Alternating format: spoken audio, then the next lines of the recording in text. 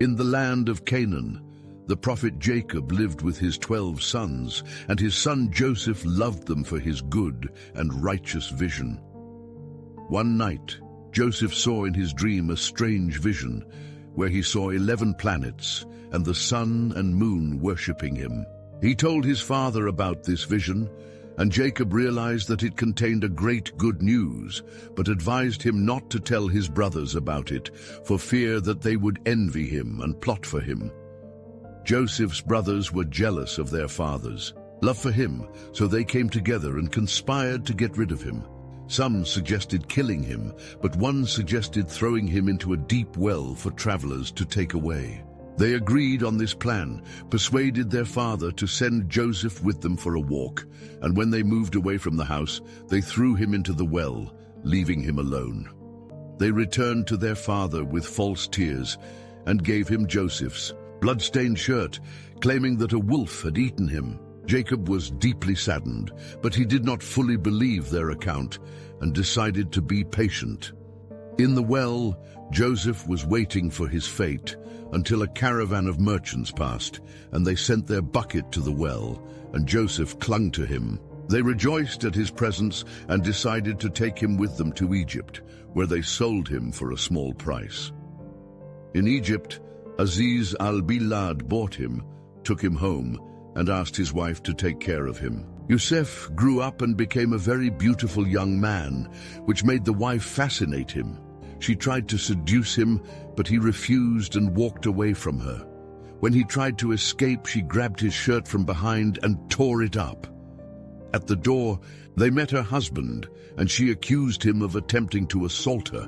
But when he checked the shirt, it was found that it had been torn from behind, proving Yusuf's innocence. However, Al-Aziz decided to hide it to preserve his reputation. But the news spread among the women of the city, and Al-Aziz's wife invited them to her palace and gave them fruit and knives, and then ordered Joseph to go out to them.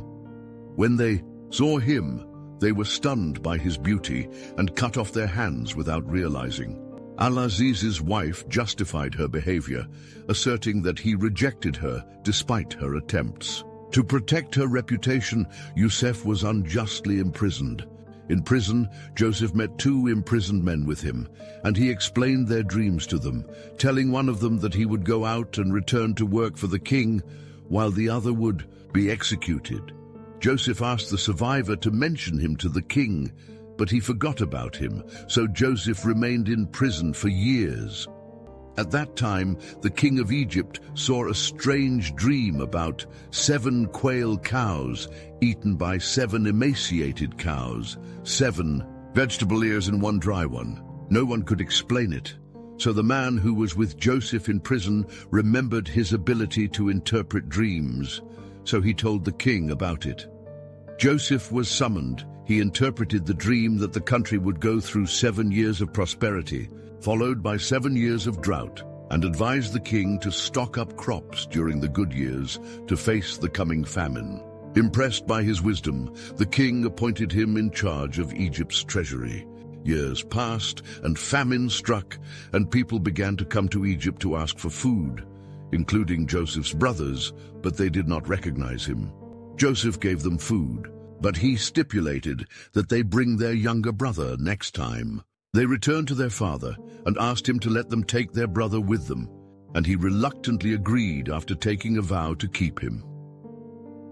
When they returned to Egypt, Joseph received them warmly, then hatched a plan to keep his brother with him, where he put the cup of measurement in his belongings, and then announced his men that they had lost the cup.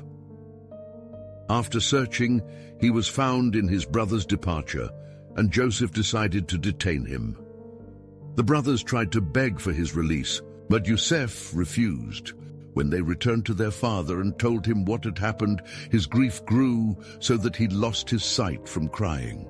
But he did not lose hope and asked them to return to Egypt to look for Joseph and his brother.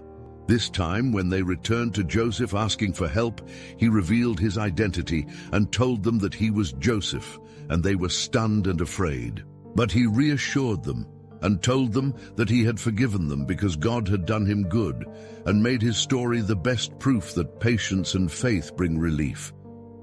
He asked them to go back to their father and give him his shirt, to put it on. His face and his sight would rebound to him. When they did, Jacob's sight returned, and he traveled with his sons to Egypt, where the family was reunited after many years of separation.